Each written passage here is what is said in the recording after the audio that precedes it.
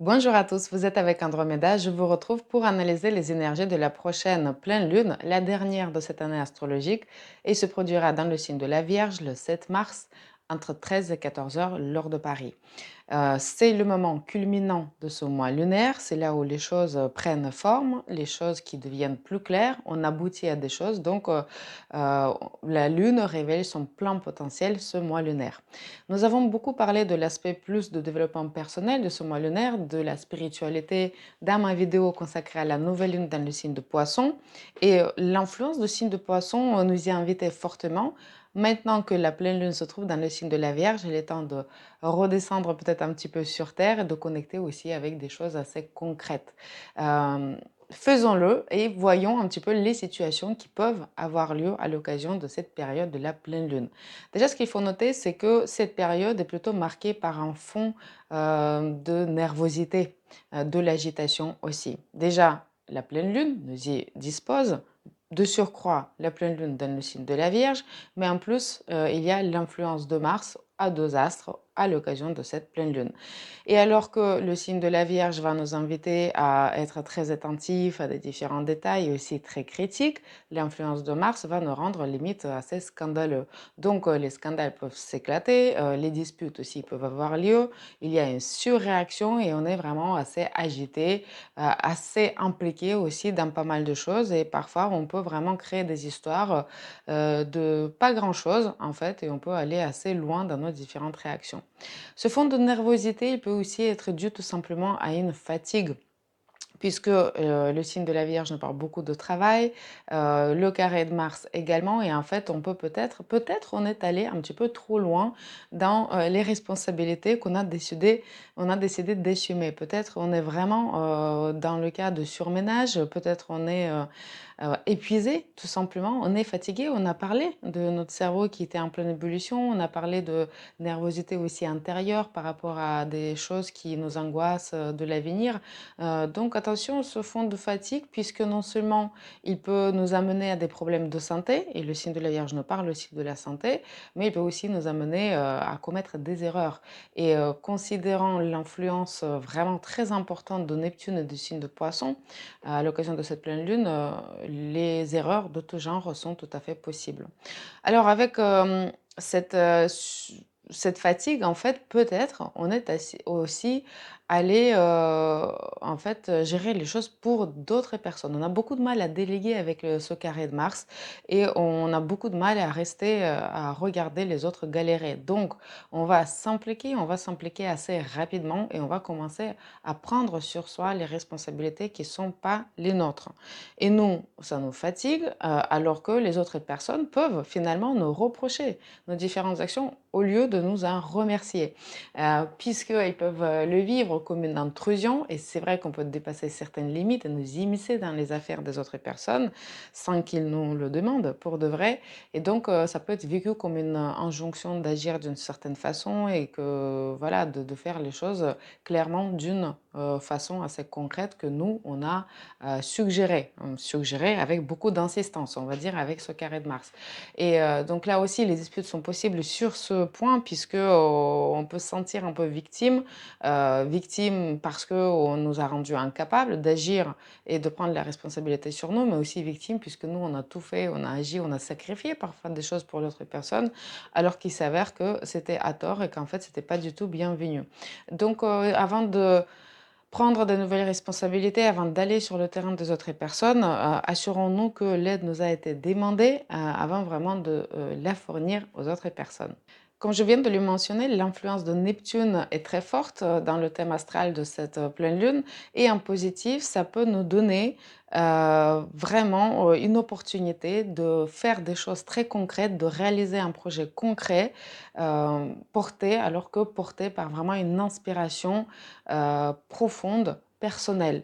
Et ça, c'est assez intéressant puisque, en effet, on peut être dans un espèce d'élan, en fait, porté par, voilà, par quelque chose, en fait, qui nous anime, qui nous agite, qui nous inspire et qui nous donne envie de réaliser quelque chose d'assez intéressant.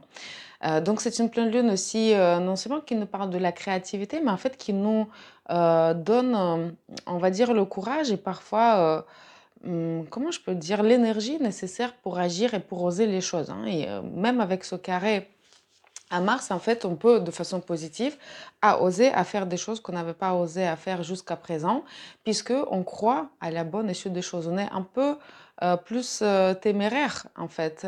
Et parfois, c'est très bien parce que ça va nous enlever des hésitations inutiles et on va être dans l'action. Et je parlais de l'importance de l'action dans ma vidéo consacrée à la nouvelle lune.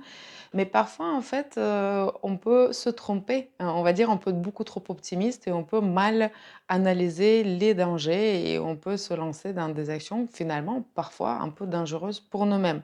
Donc, c'est assez important de garder le bon équilibre. Alors, d'un côté, quand on aura déjà réfléchi sur toutes les hypothèses de succès, de faillite, on était trop dans nos têtes et que ça nous empêchait vraiment de réaliser les choses, c'est le bon moment d'agir parce qu'on comprend qu'on ne pourra vérifier toutes nos hypothèses qu'en agissant. Et ça, c'est une bonne période qui énergétiquement nous porte vers cette action. Mais si on n'a rien analysé et on y va un peu comme ça, sur un coup de tête, et c'est tout à fait possible, et on va dans des aventures assez risquées sans avoir pesé les risques, peut-être c'est le moment de quand même un peu réfléchir.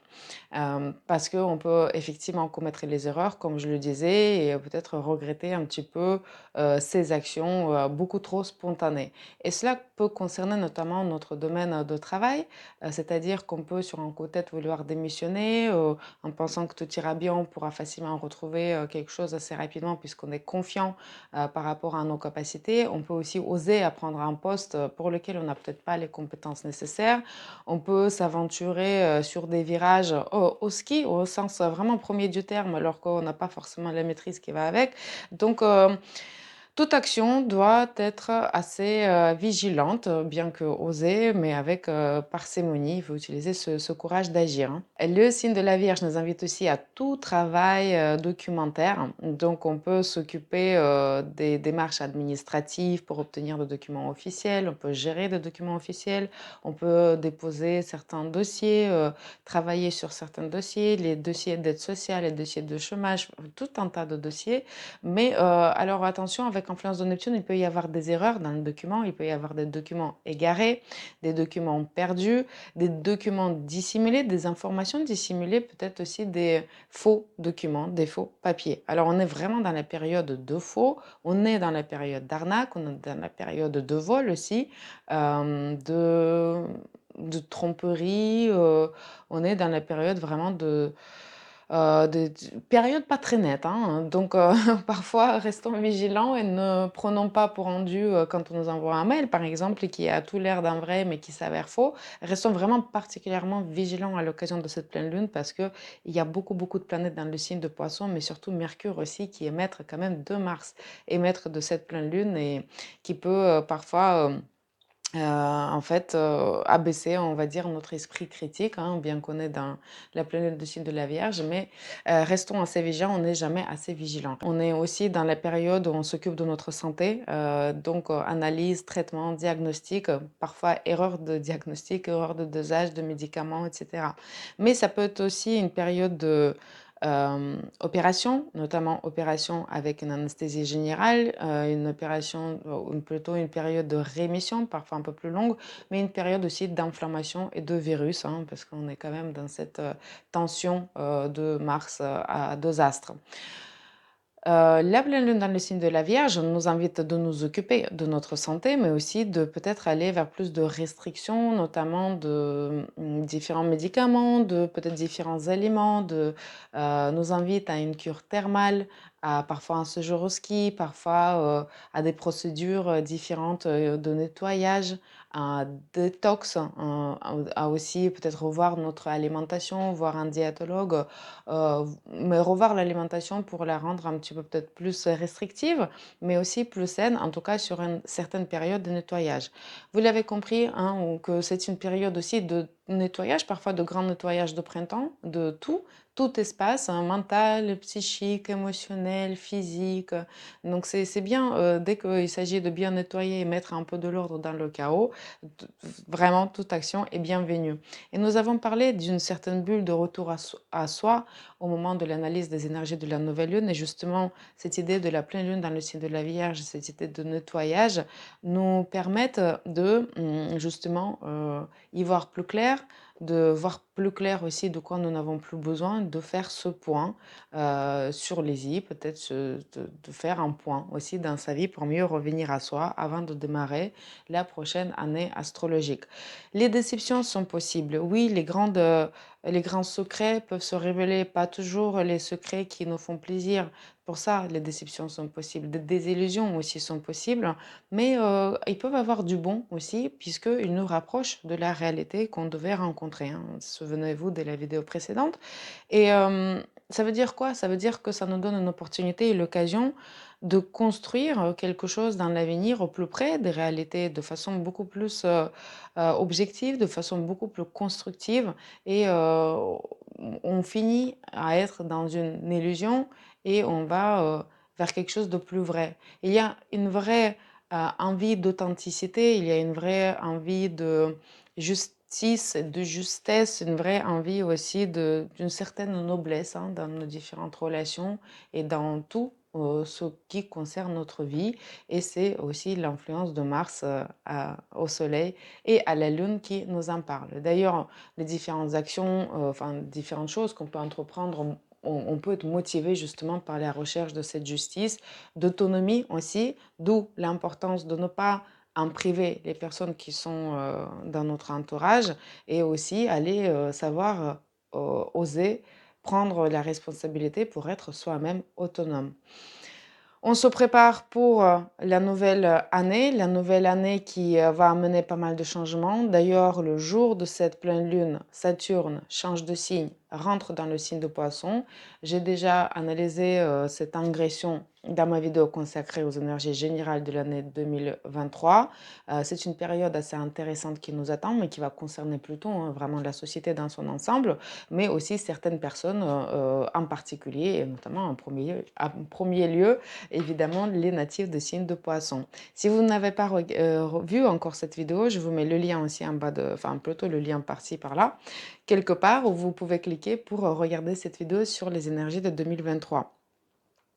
Voilà, c'est tout pour cette vidéo. Nous nous préparons pour la nouvelle année astrologique qui aura lieu très bientôt avec l'entrée de Soleil dans le signe de Bélier. Et on se retrouve vraiment peu de temps avant ça pour analyser la nouvelle lune qui se produira dans le signe de Bélier très bientôt. Je vous remercie d'avoir regardé cette vidéo. À très vite. Au revoir.